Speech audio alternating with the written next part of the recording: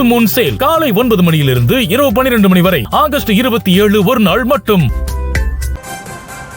நேபாள வெள்ளத்தில் தமிழக சுற்றுலா பயணிகள் 57 பேர் சிக்கியுள்ள நிலையில் 30 பேர் மட்டும் தற்போது பத்திரமாக மீட்கப்பட்டுள்ளதாக தகவல் வெளியாகியுள்ளது. மேலும் இணைகிறார் நமது செய்தியாளர் கலைமாறன். வணக்கம் கலைமாறன் சார். தற்போது தமிழகத்திலிருந்து சுற்றுலா சென்ற 57 பேர் தற்போது அங்கு இருப்பதாக தகவல் வெளியாகியுள்ளது. இதுல 20 பேர் பத்திரமாக மீட்கப்பட்டுள்ளதாகவும் தகவல் வெளியாகி இருக்கிறது. தற்போது மீட்கப்பட்ட 20 பேரின் உடல்நிலை எவ்வாறு இருக்கிறது, அது பற்றின தகவல் ஏதாவது வெளிவந்துள்ளதா? நீங்க சொன்ன மாதிரி தான், தமிழ்நாட்டில இருந்து ஒரு 57 பேர், அதாவது கும்பகோணத்தில் இருக்கக்கூடிய சூப்பர் யாத்ரா அப்படிங்கிற ஒரு ஏஜென்சி மூலமா நேபாள வழியாக கைலாய மலையை தரிசிப்பதற்கான ஒரு யாத்திரையில ஈடுபட்டு இருக்கிறார்கள். அவர்கள் செல்லுகின்ற வழியில ஒரு 3 பேருந்துகள்ல போறாங்க. இதுல முதல் பேருந்துல இருந்தவர்கள் வெள்ளம் வந்தபோது முதல் பேருந்தில் இருந்தவர்கள் பேருந்தோடு கரையேறி விட்டதனால 20 பேர் தப்பித்திருக்கிறார்கள். அதை அடுத்து வந்த 2 பேருந்துகளும் வெள்ளத்தில் சிக்கி கொண்டன. அவர்களுடைய நிலை என்ன அப்படிங்கிறத தேடுறாங்க. அதுல 2 பேருந்துகள் இருந்து 30 பேர் எங்க இருக்கிறாங்க, அவங்களுடைய நிலை என்ன அப்படிங்கிறத தேடிட்டு இருக்காங்க. நீங்க கேட்டது மாதிரி முதல்ல இருந்து பேருந்துல இருந்த 20 பேரும் நேபாளத்தில் இருக்கக்கூடிய திமூர் அப்படிங்கிறது, அது காட்மண்டு, நேபாள தலைநகரான காட்மண்டுல இருந்து 150 கிலோமீட்டர் தொலைவில் இருக்கிறது. அந்த திமூர்ல ஒரு பாதுகாப்பு படை முகாம் இருக்கிறது, நேபாளத்தோட ராணுவ முகாம் இருக்கிறது. அந்த திமூருக்கு இந்த ராணுவ வீரர்கள் இந்த 20 பேரையும் அழைத்து சென்று அந்த ராணுவ முகாம்ல தங்க வைத்திருக்கிறார். அவர்கள் நலமுடன் இருக்கிறார்கள். அவர்கள் அங்கிருந்து தொடர்பு கொண்டிருக்காங்க. கும்பகோணத்தில் இருக்கக்கூடிய சூப்பர் யாத்ரா அந்த நிறுவனத்தை தொடர்பு கொண்டு, நாங்க வெள்ளத்துல எங்க பஸ் மாட்டிக்கிச்சு, ஆனா எங்க பஸ்ஸும் மீண்டு வந்துருச்சு, நாங்க நேபாள ராணுவ முகாம்ல இருக்கிறோம் அப்படிங்கறத சொல்லியிருக்காங்க. ஏற்கனவே நம்ம அந்த சூப்பர் யாத்ரா ஏஜென்சியோட நிறுவன உரிமையாளருடைய பேட்டியில பார்த்தோம். அவர் பேட்டியில சொல்லும் போது இதே கருத்தை சொன்னார். அதாவது அவருடைய மகனும் அவரும் சேர்ந்து ஒரு 57 பேர் நாங்க சுற்றுலாவுக்கு அழைச்சிட்டு போனோம். நான் காட்மண்டு வரைக்கும் போனேன். அங்கிருந்து அவர்களுக்கு தேவையான எல்லா ஏற்பாடுகளையும் செய்து கொடுத்து விட்டு நான் காட்மண்டுல இருந்து திரும்பி வந்துட்டேன். அவங்க காட்மண்டுல இருந்து யாத்திரையை தொடர்ந்தாங்க. நேற்று இரவு கூட என் மகனோட பேசினேன், யாத்திரை நல்லபடியா போகுதுன்னு சொன்னாரு. இன்றைக்கு காலையில திடீர்னு போன் பண்ணாங்க, அங்கிருந்து ஒரு 20 பேர் நாங்க தப்பிச்சிட்டோம், 20 பேரும் நாங்கள் ராணுவ முகாம்ல இருக்கிறோம், எங்களை ராணுவ வீரர்கள் அழைச்சி வந்து பாதுகாப்பாக தங்க வச்சிருக்காங்க, நாங்க நல்லபடியா இருக்கிறோம் அப்படிங்கறத சொன்னாங்க. இன்னொரு 30 பேர் அவர்களுடைய நிலை என்ன அப்படிங்கறத தேடுகின்ற பணிதான் நடக்கிறதுன்னு சொல்லிட்டு அந்த யாத்ரா சூப்பர் யாத்ரா நிறுவன உரிமையாளர் சொன்னாரு. அவருடைய பேட்டியும் பார்த்தோம். அதுல அந்த 30 பேர்ல ஒரு 17 பேருங்கிறவங்க தஞ்சை மாவட்டத்தை சேர்ந்தவர்கள். மற்றவர்கள் எல்லாருமே சென்னை, திருச்சி, கடலூர், திருவண்ணாமலை, நாமக்கல், மயிலாடுதுறை உள்ளிட்ட 8 மாவட்டங்கள் மற்றும் புதுச்சேரியை சேர்ந்தவர்கள் தான் இருக்கிறாங்க அந்த 30 பேர்ல. இவர்கள் யார் யாரு அப்படிங்கிற விவரங்களை தமிழக அரசு சேகரித்திருக்கிறது. இவர்களுடைய விவரங்களை சேகரித்துக் கொண்ட பிறகு இவர்களுடைய இருப்பிடம் என்னவாக இருக்கிறது, இவங்க போன பஸ் எங்க இருக்கிறது, வெள்ளத்தில் சிக்கி கொண்டதா, இல்ல வெள்ளத்தில் சிக்கியவர்கள் மீட்கப்பட்டார்களா, இல்ல அந்த வெள்ளம் பாய்கின்ற வழியில் இருக்கக்கூடிய திமுரே மற்றும் சியாப்ரு பேசி, ஜெரோங்கு, இல்லைன்னா ரசுவா, இந்த இடங்களில் எல்லாம் எங்காவது தங்க வைக்கப்பட்டிருக்கிறார்களா, அந்த வெள்ளத்திலிருந்து கரையேறி விட்டார்களா, இவர்களுடைய நிலை என்ன அப்படிங்கிறத தேடுகின்ற பணியில தமிழக அரசு மத்திய அரசோடு சேர்ந்து ஈடுபட்டு கொண்டிருக்கிறது. மத்திய அரசை பொறுத்தவரையிலும் அது நேபாள அரசோடு தொடர்பு கொண்டிருக்கிறது. நேபாள அரசு இப்ப என்ன அறிவிப்பை வெளியிட்டு இருக்கிறது அப்படின்னு பார்த்தோம்னா, நேபாளத்துல இந்த வெள்ளத்தால் பாதிக்கப்பட்ட இடங்கள்ல நேபாள நாட்டினர் 93 பேர் உயிரிழந்திருப்பதாக நேபாள அரசு அறிவித்திருக்கிறது.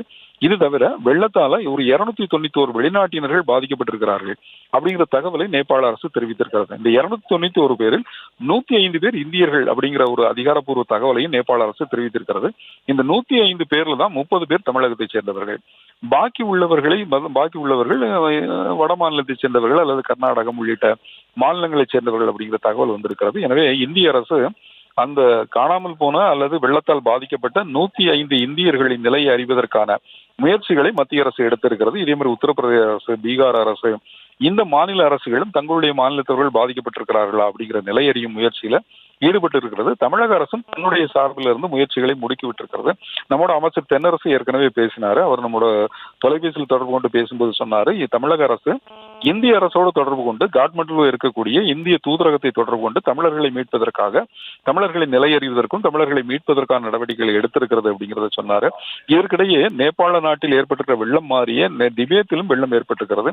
இந்த போதேகோஷி அப்படிங்கிற ஆற்றில் ஏற்பட்ட வெள்ளப்பெருக்கு தான் இந்த பேரழிவுக்கு காரணம். அந்த போதேகோஷி ஆறுங்கிறது திபேத்தில் இருந்து தான் வருகிறது. திபேத்தில் இருந்து நேபாளத்தின் வடக்கு எல்லை வழியாக வரக்கூடிய ஒரு ஆறு.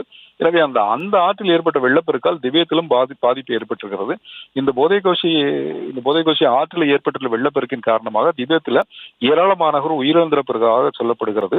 இந்த ஆற்றில் எப்படி வெள்ளப்பெருக்கு ஏற்பட்டது அப்படிங்கிறதுக்கான ஒரு சில காரணங்களையும் அதிகாரிகள் இப்ப வெளியிட தொடங்கி இருக்கிறார்கள். அதாவது திபேத்தில் இருக்கக்கூடிய ஒரு பனி ஏரி உடைந்து அங்கிருந்து திடீரென பெருவெள்ளம் வந்து போதைகோஷி ஆற்றுல ஏற்பட்ட அந்த வெள்ளப்பெருக்கினால் பாதிப்பு ஏற்பட்டிருக்கலாம் அப்படிங்கிறது ஒன்று. அல்லது பெரிய ஒரு பனிப்பாறை திடீரென உருகி ஆற்றில் விழுந்து அதனால் வெள்ளப்பெருக்கு ஏற்பட்டு இந்த பெரும் பாதிப்பு ஏற்பட்டிருக்கலாம் அப்படிங்கிற ஒரு தகவலும் சொல்லுகிறார்கள். எனவே இந்த வெள்ளப்பெருக்குக்கு இப்படியான காரணங்கள் இருக்கக்கூடும் அப்படிங்கிறது சொல்லுகிற இதே நேரத்தில் வெள்ளத்தால் பாதிக்கப்பட்ட இடங்களில் மீட்பு மற்றும் நிவாரண பணிகள் முடுக்கிவிடப்பட்டிருக்கிறது. இப்போ அந்த ஏரியாவில், அதாவது ரசுவா அப்படிங்கிற மாவட்டத்திலாம் பெரிய பாதிப்பு நேபாளத்துல. சரி, இந்த இடங்களுக்கு எப்படி போகலாம் அப்படின்னு பார்த்தா, அந்த ஆற்றின் கரையோரம் இருக்கக்கூடிய பெரிய பெரிய பாலங்கள் அல்லது சாலைகள், அங்க இருக்கக்கூடிய மின்சார வசதிகள், இது எல்லாமே வெள்ளத்துல அடித்து செல்லப்பட்டிருக்கிறது. எனவே ஆற்றை கடந்து செல்வதற்கு சாலை மார்க்கமாக எந்த வழியும் இல்லாத ஒரு நிலை உருவாகி இருக்கிறது. இதே நேரத்தில் ஹெலிகாப்டர்ல போகலாம் அப்படின்னா ஹெலிகாப்டர் தரையிறங்குவதற்கான இடம் இருக்க வேண்டும். தரையிறங்கினால்தான் அங்கிருந்து நிவாரணம் மற்றும் மீட்பு பணிகளை மேற்கொள்ள முடியும் அப்படிங்கிற ஒரு நிலை இருக்கிறது. எனவே நேபாள அரசு முதற்கட்டமாக இப்போது ராணுவத்தை களமிறக்கிறது மீட்பு பணிகள்ல.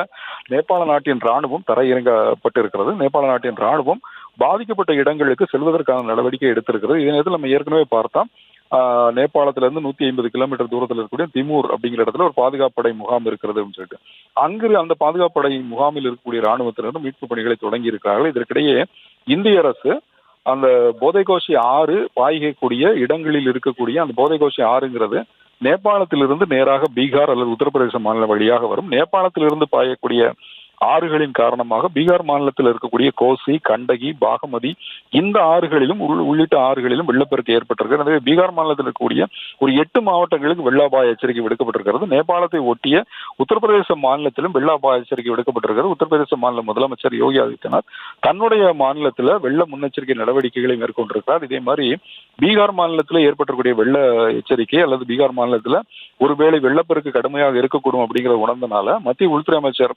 அமித்ஷா பீகார் மாநில முதலமைச்சர் சாம்ராட்டோடு பேசியிருக்கிறார். பேசி பீகார் மாநிலத்தில் என்னென்ன முன்னெச்சரிக்கை நடவடிக்கைகள் எடுக்கலாம் அப்படிங்கிற ஒரு தகவலையும் அவங்க 2 பேரும் ஆலோசனை பண்ணியிருக்கிறாங்க. இப்ப பீகார் மாநிலத்திற்கு தேசிய பேரிடர் மீட்பு படையை அனுப்புவதற்கான நடவடிக்கைகளை மத்திய அரசு எடுத்திருக்கிறது. இதே நேரத்தில் நேபாள அரசோடும் இந்திய அரசு பேசியிருக்கிறது. நேபாளத்திற்கு வெள்ளத்தால் பாதிக்கப்பட்ட இடங்களில் தேவையான உதவிகளை செய்வதற்கு இந்திய அரசு முன்வந்திருப்பதாக மத்திய உள்துறை அமைச்சர் அமித்ஷா தெரிவித்திருக்கிறார். நேபாளத்திற்கு தேவைப்பட்டால் இந்தியாவிலிருந்து மீட்பு படைகளும் நிவாரண குழுவினரும் மருத்துவ குழுவினரும் அல்லது ராணுவத்தினரும் மீட்பு நடவடிக்கைகள் அனுப்பி வைக்கப்படுவார்கள் அப்படிங்கிற ஒரு தகவலும் வெளியாக இருக்கிறது. இதே நேரத்தில் நேபாளத்தின் மற்றொரு புறத்தில் இருக்கக்கூடிய சீனா நாட்டு அரசும் இந்த வெள்ளத்தால் பாதிக்கப்பட்ட இடங்களுக்கு மீட்பு குழுவினர் அனுப்புவதற்கு தயார் அப்படிங்கிற அறிவிப்பை வெளியிட்டிருக்கிறது. நேபாளத்தில் ஏற்பட்டிருக்கிற பாதிப்பு சர்வதேச அளவிலான ஒரு பெரிய பாதிப்பை உருவாக்கி இருக்கிறது. ஏன்னா நேபாளத்தில் ஏற்பட்ட வெள்ளத்தில் நேபாள நாட்டினர் மட்டுமின்றி வெளிநாட்டைச் சேர்ந்த ஒரு 291 பேரும் பாதிக்கப்பட்டிருக்கிறார்கள். இதில் இந்தியர்கள் அதிகம் என்பதனால் இந்திய அரசு கூடுதல் அக்கறை எடுத்திருக்கிறது. இது தவிர பல்வேறு நாட்டினரும் இந்த வெள்ளத்தில் பாதிக்கப்பட்டிருக்கிறார்கள். இந்த வெள்ளத்தால் பாதிக்கப்பட்ட இந்தியர்கள் 105 பேர்ல தமிழர்கள் 30 பேர் அப்படிங்கிறதுனால தமிழக அரசு அதைவிட அதிக அக்கறை எடுத்திருக்கிறது. தமிழர்களை மீட்பதற்கும் அல்லது தமிழர்களை நிலை அறிவதற்கும் தேவையான எல்லா நடவடிக்கைகளையும் தமிழக அரசு தொடர்ந்து எடுத்துக்கொண்டு வருகிறது.